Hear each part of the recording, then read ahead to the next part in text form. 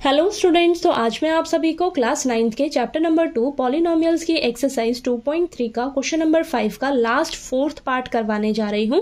तो इससे पिछले सभी पार्ट्स मैंने पिछली वीडियोस में करवाए हैं, तो अगर आपने नहीं देखे हैं तो प्लीज जाकर देख लीजिएगा। ठीक है, तो चलिए करते हैं। तो देखिए बेटा, हमें ये क्यूबिक पॉलिनोमियल दे रखा है 2y cube plus y square minus 2y minus 1।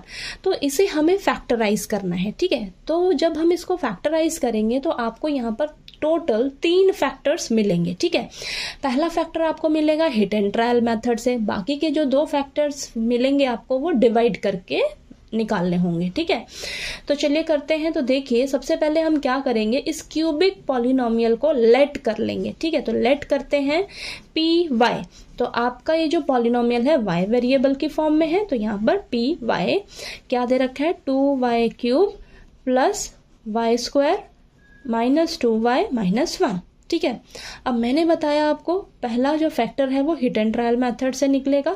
तो कैसे करेंगे, आपको ये जो कांस्टेंट टर्म दे रखा है -1, तो इसके हम फैक्टर्स देखेंगे। अब फैक्टर्स ऑफ -1 क्या होंगे, +1 एंड -1। ठीक है, अब हम क्या करेंगे, ये जो फैक्टर्स हैं इन्हें एक एक करके इसमें पुट करके चेक करेंगे। जिस भी फैक्टर पे आपका पॉलिनोमियल 0 हो जाएगा तो वहां से आपको फैक्टर पता लग जाएगा। ठीक है, पहला फैक्टर तो देखिए, मैं +1 पुट करके देखती हूँ इस क्यूबिक पॉलिनोमियल में। तो जहां जहां y है वहां वहां आप 1 पुट कर लीजिए। ठीक है, तो 2 × 1 का क्यूब प्लस 1 का स्क्वायर माइनस 2 × 1 माइनस 1। ओके, इसको सॉल्व कर लेते हैं। तो 2 + 1 - 2 - 1। ठीक है, तो ये कैंसिल हो जाएगा। कैंसिल होके आपको देखिए क्या मिल रहा है, 0 मिल रहा है। यानी कि 1 पुट करने पर इस क्यूबिक पॉलिनोमियल में आपका जो पॉलिनोमियल है वो 0 हो जा रहा है। तो हम क्या कहेंगे, 1 is the 0 of this cubic polynomial. तो यहाँ से फैक्टर क्या मिल जाएगा आपको, y - 1 is the factor of this cubic polynomial. ठीक है, तो पी वाई लेट किया था ना इसे हमने। ठीक है, तो y - 1 आपका फैक्टर हो जाएगा। ठीक है, ये आपको कंफ्यूजन रहती हो, देखिए कैसे किया है हमने, y की जगह 1 पुट किया है तो फैक्टर कैसे, 1 इधर जाएगा तो माइनस का 1 हो जाएगा। तो देखिए ये आपका फैक्टर होता है बेटा y - 1। ठीक है, तो एक चीज याद रखना, +1 पुट किया है तो y - 1 आपका फैक्टर हो जाएगा। मान लीजिए -1 पे आपका 0 होता तो y + 1 आपका फैक्टर कहलाता। ठीक है, तो यहाँ पर आपने कंफ्यूज नहीं होना है। ओके, ठीक। अब चलिए, पहला फैक्टर तो हमें मिल गया, एक फैक्टर मिल गया। बाकी के 2 फैक्टर्स कैसे मिलेंगे, आपने क्या करना है, ये जो फैक्टर आपको मिला है ना बेटा, इस फैक्टर से आपने इस क्यूबिक पॉलिनोमियल को डिवाइड कर देना है। ठीक है, तो ये क्यूबिक पॉलिनोमियल यहाँ हम अंदर लिख लेते हैं और इसे हम y - 1 से डिवाइड करेंगे। ठीक है, तो चलिए करते हैं, ध्यान से समझिएगा।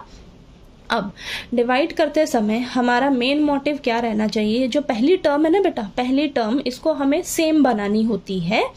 अब अंदर देखिए, पहली टर्म क्या है, 2y क्यूब है, बाहर फर्स्ट टर्म क्या है, y है। तो मैं y को किससे मल्टीप्लाई करूं कि मुझे ये सेम फर्स्ट टर्म मिल जाए, तो वो आप कैसे पता लगाओगे। अगर आप को दिक्कत आ रही हो तो आप क्या करिएगा, जो अंदर की फर्स्ट टर्म है ना बेटा 2y क्यूब, इसे आप बाहर वाली फर्स्ट टर्म से डिवाइड कर दो। ठीक है, तो ऊपर 3y मिलेंगे आपको, y क्यूब है तो 3y, नीचे 1y है तो 1y कैंसिल हो जाएगा ऊपर नीचे, तो ऊपर 2y बचेंगे, यानी कि y स्क्वायर बचेगा। 2 एज इट इज तो 2y स्क्वायर। तो आपको 2y स्क्वायर से ये जो 2y स्क्वायर मिला, इसको फटाक से आपने आंसर में लिख देना है। तो 2y स्क्वायर को आपको इससे मल्टीप्लाई करना होगा। ठीक है, 2y स्क्वायर को आपसे इस y - 1 को मल्टीप्लाई करना होगा, मल्टीप्लाई करके यहाँ अंदर लिखना है। ठीक है, तो देखिए यहाँ पर कर लेते हैं 2y क्यूब - 2y स्क्वायर। तो आपको जैसे जैसे प्रैक्टिस हो जाएगी ना, तो ऐसे रफ में करने का जरूरत नहीं है। ठीक है, ये मैं आपको अच्छे से बता रही हूँ ताकि आपको कैलकुलेशन में थोड़ी दिक्कत ना आए। ओके, सॉल्व करने में। ठीक, तो ये आपके पास जो आया है इसे आप ध्यान से यहाँ लिखिए, y क्यूब के नीचे y क्यूब वाली टर्म लिखनी है, y स्क्वायर के नीचे y स्क्वायर वाली टर्म, तो माइनस का 2y²। ओके, साइन चेंज करिएगा, साइन चेंज किया, फर्स्ट टर्म कैंसिल हो गई हमारी। ठीक है, फर्स्ट टर्म कैंसिल हो गई, यही तो हमारा मेन मोटिव था, फर्स्ट टर्म को कैंसिल करने का। ठीक है, अब देखिए आपके पास क्या आ गया यहाँ पर, प्लस का y² प्लस का 2y², तो ये क्या आ गया 3y², और ये माइनस का 2y आपने यहाँ नीचे उतार लेना है। ठीक है, अब फिर से आप देखिए इसे किससे मल्टीप्लाई करोगे ताकि आपको ये फर्स्ट टर्म सेम मिल जाए। तो फर्स्ट टर्म आपको सेम बनानी है किसी तरह, तो मैं किससे मल्टीप्लाई करूं, तो आपने क्या करना है, कैसे पता लगाना है, अब ये जो फर्स्ट टर्म है ना अंदर, उसे बाहर वाली फर्स्ट टर्म यानी कि बाहर y है, इससे डिवाइड कर दो, डिवाइड कर दो, आपको खुद ही मालूम पड़ जाएगा। तो ऊपर 2y होंगे, नीचे 1y, 1y कैंसिल हो जाएगा, 1y ऊपर बचेगा तो 3y बचा, यानी कि तो आपको 3y से इस पूरे को मल्टीप्लाई करके अंदर लिखना होगा। ठीक है, तो यहाँ पर मैं बता देती हूँ, 3y को y-1 से मल्टीप्लाई करोगे तो 3y² माइनस 3y ये मिला आपको, तो यहाँ पर लिख लीजिए। ठीक है, तो अब साइन चेंज करिएगा तो देखिए ये कैंसिल हो गया।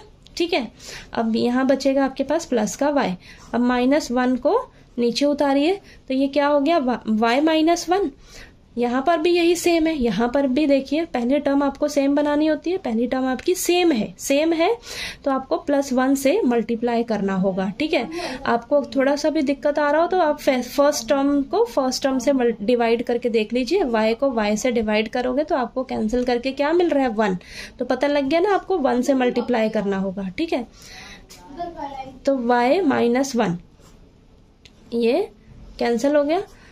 ठीक है, तो आपको ये रिमाइंडर क्या मिल गया, 0 मिल गया। ठीक है, रिमाइंडर 0 मिल गया।